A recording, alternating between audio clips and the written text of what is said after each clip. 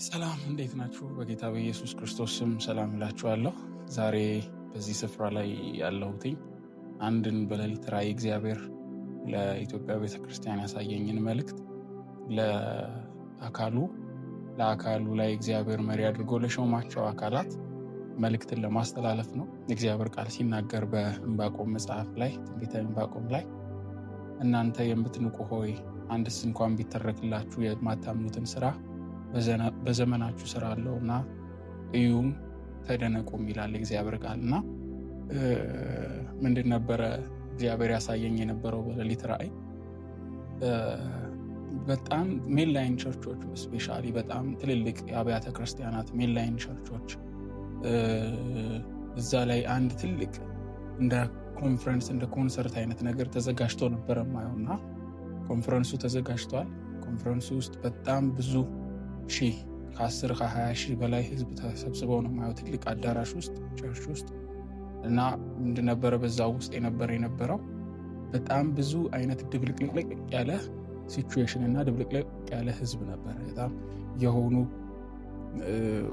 ቲክቶከሮች በጎን አሉ፣ የሆኑ ሰዎች በዚህ ያሉ የሆኑ እንትኖች በጣም ብዙ አይነት ድብልቅልቅ ያለ ሰዎች ይሄ ጉባኤውን የማይመጥን አትሞስፌር ነበረ ተቀምጦ ማየው የነበረው።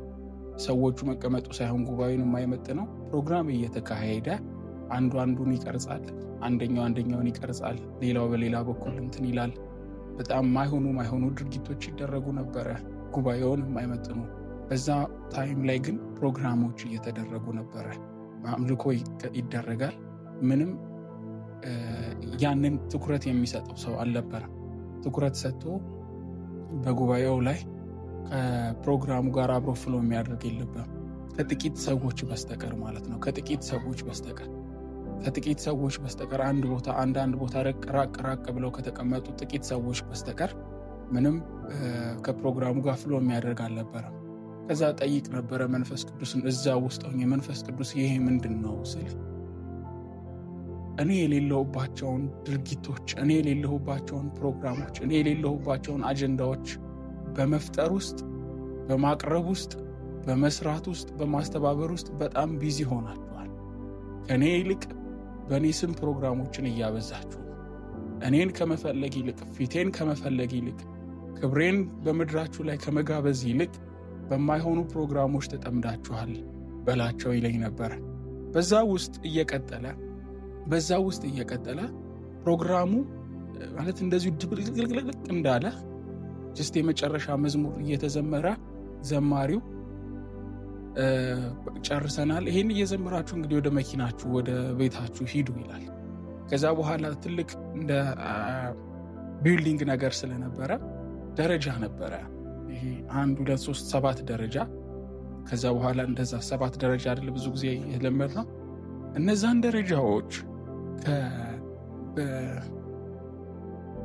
ሰው ሁሉ ወክ እያደረገ ይሄዳል። ያው ብዙ ህዝብ ስለነበረ እየተጋፋን ስለሆነ የምንወርደው። ነገር ግን እኔ ሳልጋፋ ከአንደኛው ደረጃ ወደ ታችኛው ደረጃ ያለምንም መርገጥ ደረጃውን ሳልረግጥ ጀስት ከዛኛው እዛኛው ወርድ ነበረ። ከዛ በኋላ ሰዎች ምንም ሰርፕራይዝ አይሆንም። እኔ ለራሴ ይደነቃለሁ። ይሄ እኮ እግዚአብሔር ኃይል ነው። ይሄ እኮ እግዚአብሔር እጅ ነው ኃይልን ያደረገችው። እግዚአብሔር እኮ ነው እንደዚህ እያራመደኝ ያለው። ኢየሱስ ልክ ያኔ በውሃ ላይ እንደተራመደ ይህንን ደረጃ ሳልራመደው በመለኮታዊ አቅም ነው የወረድኩት እላለሁ። ነገር ግን ሰዎች ከአንደኛው ደረጃ ወደ ታችኛው ሲወርድ ትንሽ የገፋኋቸው ይገላምጡኛል እንጂ ይህ እንዴት ሆነ አይሉ። እንዴት ነው ይሄ የተደረገው? እንዴት ነው ይሄ ልጅ ደረጃ ሳይረግጥ ከዚህኛው ወደ ታችኛው መውረድ የቻለው ብሎ ማንም የሚጠይቅ የለም።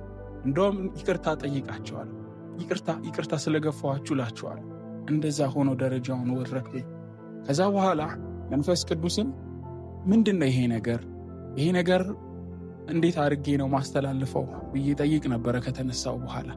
ከዛ በኋላ መንፈስ ቅዱስ እንደዚህ አለ፣ መሪዎች የማይሰሟችሁ ለዚህ ነው። ነገስታት ከእናንተ ምክርን የማይቀበሉት ለዚህ ነው። በነገስታት ዘንድ መፈራት የሌለው፣ በነገስታት ዘንድ መከበር የሌላችሁ፣ ክብሬን ሳይሆን እየፈለጋችሁ ያላችሁት የሆኑ ነገሮችን የሆኑ ጥቅማጥቅሞችንና ድርጊቶችን ነው። አይኖ ይሄ ደስ የሚል ቃል አይደለም፣ ነገር ግን ይፈውሳችኋል። ብንሰማው ብንከተለው ራሳችንን ብንመረምር ይሄ ቃል በሕይወታችን ላይ ተጽዕኖን ያመጣል። ስለዚህ እንደዚህ ይለኛል መንፈስ ቅዱስ፣ በመሪዎች ዘንድ መከበር የሌላችሁ፣ መሪዎች ሰምተው የማይፈሯችሁ፣ ምክራችሁን ለመቀበል የማይመጡት፣ በመንፈስ ዓለምም ሆነ በምድራዊውም ላይ ስፒሪቹዋል የሆነ ሰብስታንስ እያጣችሁ ስለሆነ፣ ክብደትን እያጣችሁ ስለሆነ ወደ መንፈሴ ተመለሱ ይላል እግዚአብሔር። ወደ ክብሬ ተመለሱ ይላል። ፊቴን ወደ መፈለግ ተመለሱ። ፊቴን ወደ መፈለግ በተመለሳችሁበት ሰዓት መፈራቴን በፊታችሁ ይልካለሁ፣ መፈራቴን በፊታችሁ ይልካለሁ ይላል እግዚአብሔር። መፈራቱን በፊታችን መፈራቱን በኢትዮጵያ ቤተ ክርስቲያን ላይ እግዚአብሔር እንዲያወጣ ሕግ ከጽዮን ይወጣል እንደሚል እግዚአብሔር ከኢትዮጵያ ቤተ ክርስቲያን ውስጥ በኢትዮጵያ ቤተ ክርስቲያን በኩል የሰማይን ኦርደር እንዲልክ፣ ወደ ምድር የሰማይን ስርዓት እንዲልክ እግዚአብሔር ከኔና ከእናንተ አንድ ነገር ይፈልጋል። ወደ ክብሩ መመለስ፣ ወደ ፊቱ መመለስ፣ ብዙ የማይሆኑ ፕሮግራሞችን መተው፣ እግዚአብሔርን የማያከብሩ በእግዚአብሔር ስም የምንሰራቸው እግዚአብሔር ግን የማይገኝባቸው በእግዚአብሔር ስም የምናሰባስባቸውን ፕላትፎርሞቻችንን እንሰርስ። ፕላትፎርሞቻችንን ለጊዜው ሆልድ እናድርግና እግዚአብሔርን እንፈልገው። መሪዎች ከኛ ምክርን ለመቀበል እንዲመጡ፣ መሪዎች በሚስጥር ሳይሆን በአደባባይ ምክርንና ፍርድን ይጠይቁ ዘንድ ወደ ቤተ ክርስቲያን እንዲመለሱ ይህንን ነገር እናድርግ። የእግዚአብሔርን ፊት እንፈልግ። ፊቴን ፈልጉ ይላል እግዚአብሔር ለኢትዮጵያ ቤተ ክርስቲያን። ፊቴን ፈልጉ ይላል። you are so busy by doing something silly stuff፣ በጣም ማይሆኑ ነገሮችን በመስራት እግዚአብሔር ማይከብርባቸው just ይሄ የሆኑ ፖዚቲቭ የሚመስሉ ጥሩ በጎ የሚመስሉ ነገሮችን በመስራት ነገር ግን እግዚአብሔር በሌለባቸው ጉዳዮች በጣም ተጠምዳችኋል ይላል እግዚአብሔር። ወደ እግዚአብሔር ፊቱን ወደ መፈለግ እንመለስ። በዛ ውስጥ እግዚአብሔር መድኃኒትን ይልክልናል። እግዚአብሔር በዛው ውስጥ ከሚያሳፍረን፣ እግዚአብሔር ታናናሾችን አስነስቶ ከሚያሳፍረን፣ እግዚአብሔር በዛ ጉባኤዎች ላይ የነበሩ ማንም የማያያቸው ብቻቸውን ያለቅሱ የነበሩ ሰዎች አሉ። እነዛን አስነስቶ ከሚያሳፍረን፣ እንደ ማህበር እግዚአብሔር ሪስቶሬሽንን እንዲያመጣል፣ እንደ ማህበር እግዚአብሔር ተሐድሶን እንዲያመጣልን ወደ እግዚአብሔር ፊት እንመለስ። እግዚአብሔር ፊቴን ይፈልጉ ይላል። ይህንን በአንድም በሌላም የምትሰሙ የአብያተ ክርስቲያናት መሪዎች፣ ፕሬዝዳንቶች፣ ፓስተሮች፣ የአጥቢያ መሪዎች ይህን መልእክት ሰምታችሁ ቤተ ክርስቲያናችሁ የምትመሩትን መንጋ እንድትመረምሩ እንድትፈትሹ ፈልጋለሁ። የእግዚአብሔር ቃል ሲናገር ራሳችንንም ብንመረምር ባልተፈረደብን እንደሚል ቃል ራሳችንን እንመርምር። ጌታ ኢየሱስ ክርስቶስ ይባርካችሁ። ተባረኩ።